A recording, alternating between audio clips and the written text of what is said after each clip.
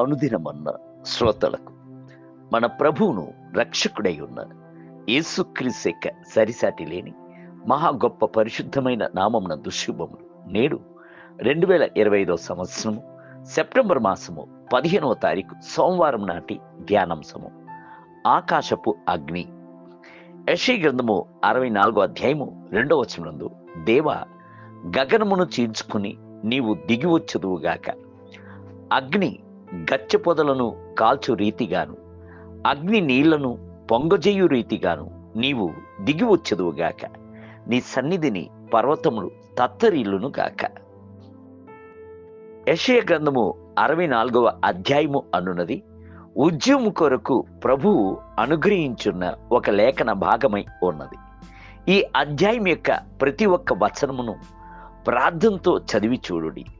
దేవుని యొక్క శక్తి మీపై దిగివచ్చుటను గ్రహించదుడు. ప్రతి దినమును ఇట్టి బలమైన ప్రార్థనను ధ్యానించుడి. మీ యొక్క ఆత్మీయ జీవితమే గొప్ప ఔన్నత్యముగా హెచ్చింపబడుటను గ్రహించెదరు.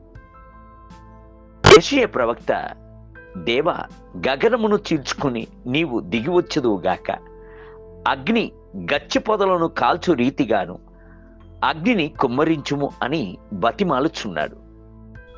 ఆకాశమంతయును కప్పి ఉంచబడుటయును, తరవబడిన వెంటనే అక్కడి నుండి అగ్నిగా కుమ్మరించబడుటయును యెషయా విశ్వాసపు కన్నుల చేత చూచెను. అలాగునే ఏలియా కూడా ప్రార్థించెను, యెహోవాయే దేవుడు అని ఇజ్రాయేలు ప్రజలు తెలుసుకొనుటకు. ఏలియా అగ్ని కొరకు ప్రార్థించవలసినది అవశ్యమై ఉండేను.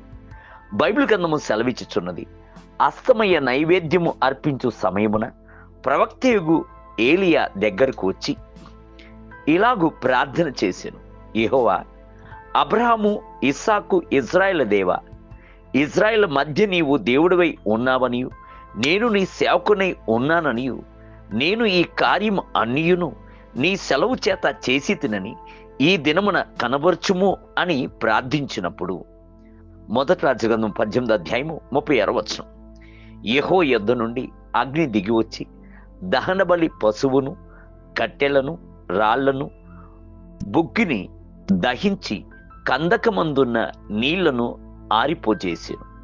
మొదటి రాజుల గ్రంథము 18వ అధ్యాయము 38వ వచనం. అగ్ని పడినప్పుడు ఏర్పడిన ఫలితములు మహిమ కలిగినవి. కర్మేలు పర్వతం నందు గల ఇజ్రాయేలు ప్రజలందరూ ప్రభువు వైపునకు తిరిగి యెహోవాయే దేవుడు అని వారు ఒప్పుకునేది. అక్కడున్న 450 మంది బయలు ప్రవక్తలను పట్టి నరికివేసింది.